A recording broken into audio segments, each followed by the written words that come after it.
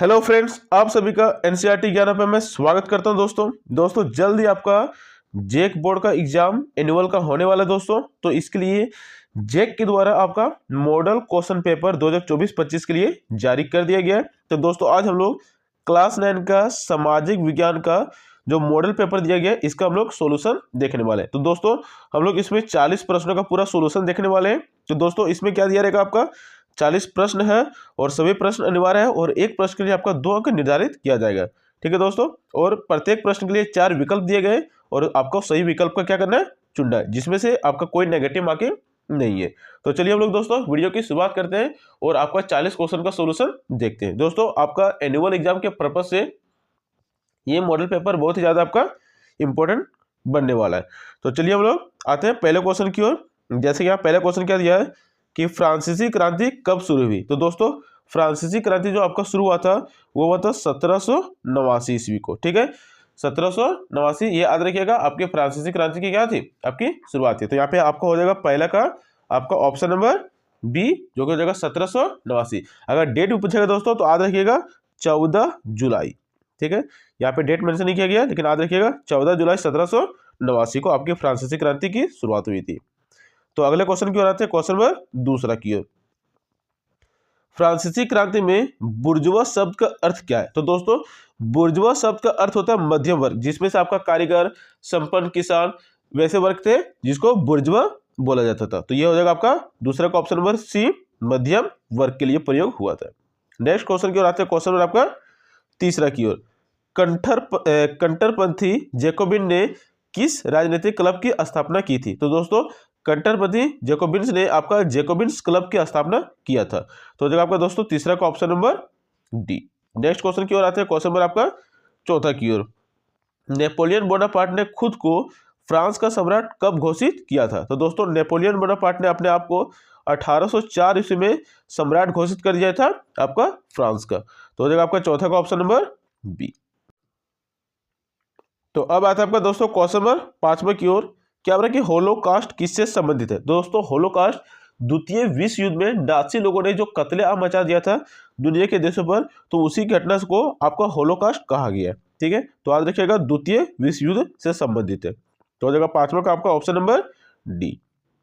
Next question की ओर देखते हैं, क्वेश्चन नंबर छठा की ओर। भारत की सबसे बड़ी नदी कौन सी है। तो दोस्तों भारत की सबसे बड़ी नदी आपका गंगा नदी को कहा जाता है। तो छठा का हो जाएगा आपका दोस्तों ऑप्शन नंबर ए, लगभग इसकी 2600 किलोमीटर की लंबाई है, याद रखिएगा आप लोग।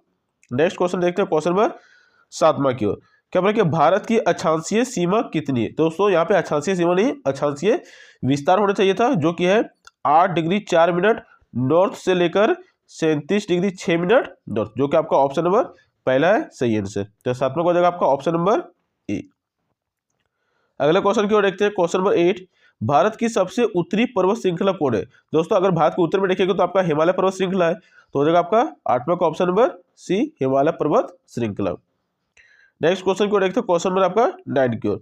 कपास उगाने के लिए निम्नलिखित में कौन सी मिट्टी सबसे उपयुक्त मानी जाती है। तो दोस्तों कपास उत्पादन के लिए आपका काली मिट्टी सबसे बेस्ट क्वालिटी की मिट्टी मानी जाती है। तो ऑप्शन नंबर हो जाएगा आपका नौवां का सी। नेक्स्ट क्वेश्चन की ओर देखते हैं, क्वेश्चन नंबर आपका 10वां की ओर। किस नदी को दक्षिण गंगा के नाम से जाना जाता है। तो दोस्तों दक्षिण गंगा को आपका गोदावरी नदी को कहा जाता है, क्योंकि ये भारत की दक्षिण की सबसे लंबी नदी है, तो इसीलिए दक्षिण गंगा के नाम से जाना जाता है आपका गोदावरी नदी। नेक्स्ट क्वेश्चन की ओर देखते हैं, क्वेश्चन नंबर आपका 11 की ओर। लोकतंत्र की मुख्य विशेषता क्या है। एक व्यक्ति के द्वारा शासन, सेना के द्वारा शासन, लोगों के द्वारा शासन या धार्मिक नेताओं के द्वारा शासन। दोस्तों लोकतंत्र की जो मुख्य विशेषता है वो जनता का शासन अर्थात लोगों द्वारा शासन। तो हो जाएगा आपका 11 का option number C right answer. Next question की ओर देखते हैं, क्वेश्चन नंबर आपका 12 की ओर। ऐसी प्रणाली के लिए क्या शब्द इस्तेमाल किया जाता है जहां लोग अपने प्रतिनिधियों का चुनाव करते हैं। तो दोस्तों जहां पे प्रतिनिधियों का चुनाव जनता करती है उसको बोला जाता है आपका लोकतंत्र या फिर गणतंत्र भी कह सकते हैं। तो 12 का हो जाएगा आपका option number B. Next question की ओर आते हैं, क्वेश्चन नंबर आपका 13 की ओर। कौन सा देश प्रत्यक्ष लोकतंत्र का उदाहरण है। दोस्तों प्रत्यक्ष लोकतंत्र क्या होता है, जहां पे जनता स्वयं अपने नेताओं को क्या करती है, चुनती है डायरेक्ट तौर पे। ठीक है, तो यहाँ पे हो जाएगा आपका दोस्तों ऑप्शन नंबर डी, स्विट्जरलैंड, जहां पे आपका प्रत्यक्ष लोकतंत्र होता है। तो अगला क्वेश्चन की ओर आते हैं, क्वेश्चन नंबर आपका 14 की ओर। भारतीय संविधान कब अपनाया गया था? तो दोस्तों भारतीय संविधान आपका अपनाया गया था 26 नवंबर 1949 को, ठीक है। लागू हुआ था 26 जनवरी 50 को, लेकिन अपनाया गया था 26 नवंबर 1949 को। तो यहाँ पे कंफ्यूजन नहीं करना है दोस्तों। तो हो जाएगा आपका 14 का ऑप्शन नंबर आपका डी सही आंसर। तो अगले क्वेश्चन की ओर आते हैं, क्वेश्चन नंबर आपका 15 की ओर। भारतीय संविधान का निर्माता किसे माना जाता है? तो दोस्तों भीमराव अंबेडकर जी को भारतीय संविधान निर्माता कहा जाता है। तो हो जाएगा 15 का आपका ऑप्शन नंबर बी। तो अगले क्वेश्चन की ओर देखते हैं, क्वेश्चन नंबर आपका 16 की ओर। ग्रामीण भारत में मुख्य व्यवसाय क्या है? तो दोस्तों भारत के जो ग्रामीण इलाके हैं वहां पे कृषि आपका सबसे मुख्य व्यवसाय माना जाता है। तो 16 हो जाएगा आपका option number C. Next question की बात है, क्वेश्चन नंबर आपका 17 की ओर।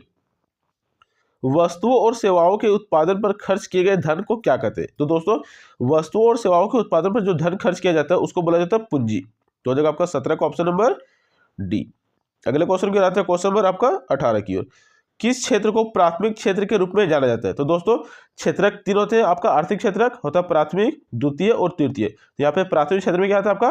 कृषि हो गया, मुर्गी पालन, बकरी पालन, तो ये सारे खनन भी हो गया। तो ये सारे आपका आता है प्राथमिक क्षेत्र के अंतर्गत।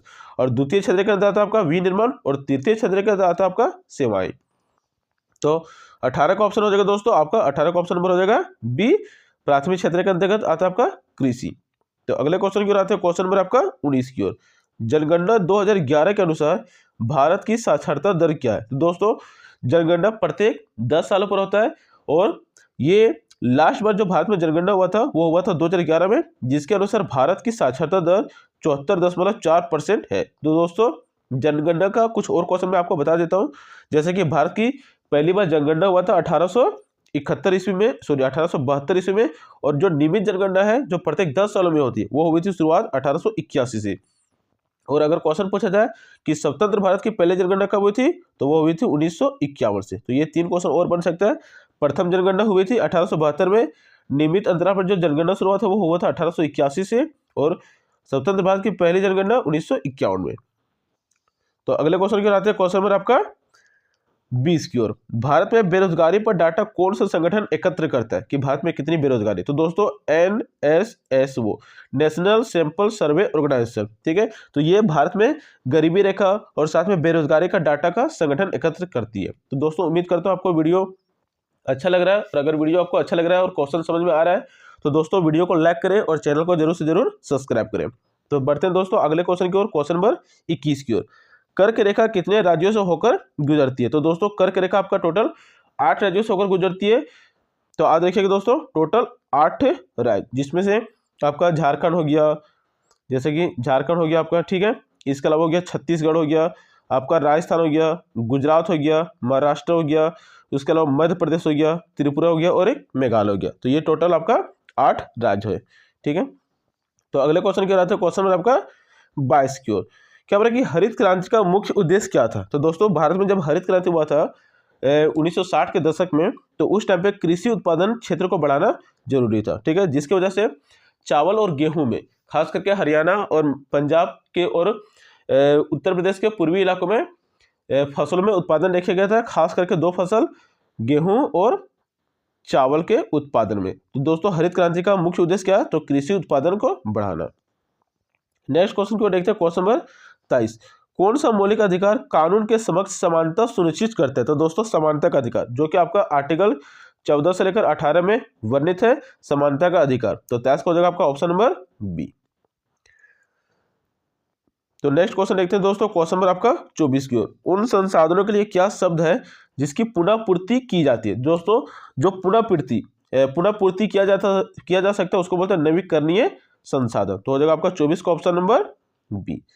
नेक्स्ट क्वेश्चन देखते हैं, क्वेश्चन आपका 25। नाजी पार्टी का प्रतीक क्या था? तो दोस्तों नाजी पार्टी का आपका स्वास्तिक का चिन्ह है, कुछ इस तरह से चिन्ह था, स्वास्तिक का चिन्ह, जैसे कि आप यहाँ पे चित्र में आपको दिखाई पड़ सकते हैं, ये देखिए यहाँ पे है।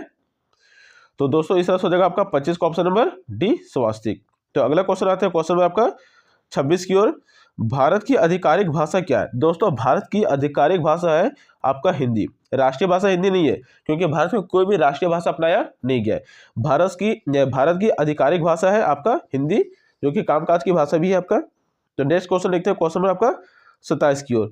किस घटना को प्रथम विश्व युद्ध की शुरुआत माना जाता है? तो दोस्तों आर्कड्यूस फ्रॉज फर्नांडिस के हत्या को आपका प्रथम विश्व युद्ध की घटना माना जाता है। और वही अगर बोलेगा द्वितीय विश्व युद्ध की घटना क्या माना जाता है, तो पोलैंड पर आक्रमण। तो यहाँ पे याद रखिएगा, तो यहाँ पे हो जाएगा 27 का आपका option number D, Archduke Franz Ferdinand की हत्या। अगला क्वेश्चन आता है दोस्तों क्वेश्चन नंबर आपका 28 की ओर। क्या हो रहा है कि मिट्टी की कौन सी परत सबसे उपजाऊ है? तो दोस्तों मिट्टी की सबसे ऊपरी परत सबसे ज्यादा उपजाऊ होती है, जिसमें ह्यूमस की मात्रा अधिक होती है। तो हो जाएगा आपका 28 का ऑप्शन नंबर ए। तो अगला क्वेश्चन देखते हैं क्वेश्चन नंबर आपका 29 की ओर। भारत में कानून के कार्यान्वयन के लिए निम्न में कौन जिम्मेदार है? तो दोस्तों भारत में जो कानून का कार्यान्वयन है वो आपका कार्यपालिका जिम्मेदार है, क्योंकि कार्यपालिका क्या करती है, कानून का क्रियान्वयन करती है। ठीक है, तो हो जाएगा आपका 29 का ऑप्शन नंबर बी। वैसे अगर देखिएगा तो विधायिका कानून बनाती है, क्योंकि विधायिका के अंदर ही आपका आती है संसद, जिसमें से संसद का 3 अंग है, लोकसभा, राज्यसभा और राष्ट्रपति। तो ये 3 अंग है, लेकिन विधायिका को शक्ति, कार्यपालिका को शक्ति विधायिका से मिलती है। तो विधायिका क्या करती है, कार्यपालिका क्या करती है, विधायिका द्वारा बनाए गए कानून को लागू करवाती है। तो ठीक है, तो कार्यान्वयन के लिए मतलब कि एक तरह से बोल सकते हैं कि विधायिका कानून बना दी, लेकिन उसको लागू करने की जिम्मेदारी किसके हाथों में होती है, तो वो होती है कार्यपालिका के हाथों में। तो वही क्वेश्चन आपका पूछ रहा है कि भारत में कानूनों के कार्यान्वयन मतलब कि लागू करवाने के लिए कौन जिम्मेदार है, तो कार्यपालिका। लेकिन अगर क्वेश्चन पूछ दे कि कानून को कौन बनाती है, तो आपका विधायिका। यहाँ पे 2 क्वेश्चन आपका अलग अलग बन सकते हैं। तो नेक्स्ट क्वेश्चन आता है क्वेश्चन आपका 30 की ओर। ग्रामीण क्षेत्रों में ऊर्जा का प्राथमिक स्रोत क्या है? तो दोस्तों बायोमास, जिसमें से आपका हो गया लकड़ी, हो गया उपले, हो गया जो गोबर के उपले होते हैं, ये सब आपका प्राथमिक स्रोत है। तो अगले क्वेश्चन की ओर आते हैं क्वेश्चन नंबर आपका 31 की ओर। वॉल स्ट्रीट एक्सचेंज क्या है? तो दोस्तों वॉल स्ट्रीट एक्सचेंज आपका अमेरिका का शेयर बाजार है। तो ये कहाँ पे रहेगा, अमेरिका में रहेगा। तो हो जाएगा 31 का option number A. Next question की ओर आते हैं क्वेश्चन नंबर आपका 32 की ओर। संयुक्त राज्य अमेरिका में श्वेतवासियों द्वारा खेती की कौन सी विधि अपनाई गई थी? तो दोस्तों संयुक्त अमेरिका में आपका गहन कृषि अपनाया गया था। तो हो जाएगा 32 का option number C. Next question की ओर देखते हैं क्वेश्चन में आपका 33 की ओर। गर्मियों में उत्तरी मैदान में बहने वाली हवा को क्या कहा जाता है? दोस्तों गर्मी के मौसम में जो भारत के उत्तर मैदान में हवा बहती है उसको लू के नाम से जाना जाता है, जो कि एक गर्म हवा होती है। तो हो जाएगा आपका 33 का ऑप्शन नंबर बी। तो अगले क्वेश्चन की ओर आते हैं क्वेश्चन में आपका 34 की ओर। निम्नलिखित में कौन सा भारत के उत्तर पश्चिमी भाग में सर्दी के दौरान वर्षा का कारण बनता है? दोस्तों सर्दियों के मौसम में जो वर्षा करवाती है उसको बोलते हैं पश्चिमी विक्षोभ, जो कि पश्चिमी के हवा के द्वारा नमी की मात्रा होती है, जिसमें से वो वर्षा करवाती है। तो याद रखिएगा 34 को हो जाएगा आपका ऑप्शन नंबर सी, पश्चिमी विक्षोभ। नेक्स्ट क्वेश्चन देखते हैं दोस्तों क्वेश्चन आपका 35 की ओर। प्रवास से कौन से क्षेत्र में जनसंख्या की संख्या, वितरण और संरचना में परिवर्तन होता है? तो दोस्तों प्रस्थान और आगमन दोनों क्षेत्र से, आने और जाने से क्या होता है, जनसंख्या की संख्या में, वितरण और संरचना में आपका परिवर्तन देखने को मिलता है। तो हो जाएगा 35 का आपका ऑप्शन नंबर सी। तो अगले क्वेश्चन की ओर आता है क्वेश्चन नंबर आपका 36 की ओर। क्या बोला, गरीबी रेखा क्या है? वह रेखा जो अमीर और गरीब को अलग करती है, वह रेखा जो किसी देश की औसत आय को दर्शाती है, या बुनियादी जरूरत को पूरा करने के लिए जरूरी आय का न्यूनतम स्तर? तो दोस्तों हो जाएगा आपका 36 का सी, बुनियादी जरूरत को पूरा करने के लिए जरूरी आय का न्यूनतम स्तर। तो अब आता है आपका दोस्तों क्वेश्चन नंबर 37 की ओर। क्या बोला, निम्नलिखित में कौन संविधान सभा के सदस्य नहीं थे? तो दोस्तों संविधान सभा के सदस्य आपका महात्मा गांधी नहीं थे, और याद रखिएगा संविधान सभा में टोटल 299 सदस्य शामिल थे। तो अगला क्वेश्चन आता है क्वेश्चन नंबर आपका 38 की ओर। क्या बोला कि दक्षिण अफ्रीका में रंग भेद का मतलब था? तो दोस्तों रंग भेद का मतलब था वहां पे जाति का भेद, ऊंची जाति और नीची जाति, जो कि ऊंची जाति गोरों लोगों का था, ठीक है, जो ब्रिटिशर्स थे, और वहां पे मूल निवासी जो थे दक्षिण अफ्रीका का वो थे काले लोग। तो यही वहां पे जाति रंग भेद था। तो 39 नंबर क्वेश्चन आते हैं, भारतीय संविधान कब लागू हुआ? तो दोस्तों ये लागू हुआ था आपका 26 जनवरी 1950 को, और बना कब था? तो याद रखिएगा 26 नवंबर 1949 को आपका संविधान बनकर तैयार हुआ था। तो अगला क्वेश्चन देखते हैं क्वेश्चन नंबर 40 की ओर। भारतीय राष्ट्रीय कांग्रेस का 1931 का अधिवेशन कहाँ आयोजित हुआ था? तो ये हुआ था आपका दोस्तों कराची में। तो दोस्तों उम्मीद करता हूँ आपको वीडियो पसंद आया, और ये था आपका 40 MCQ जो कि आपका जेक बोर्ड के द्वारा मॉडल पेपर के द्वारा निकाला गया था। तो उम्मीद करता हूँ दोस्तों आपको वीडियो पसंद आया हो। अगर वीडियो पसंद आए तो वीडियो को लाइक करें और चैनल को सब्सक्राइब करें। तो दोस्तों मिलते हैं ऐसे और वीडियो में, अभी के लिए इतना ही। जय हिंद, जय भारत।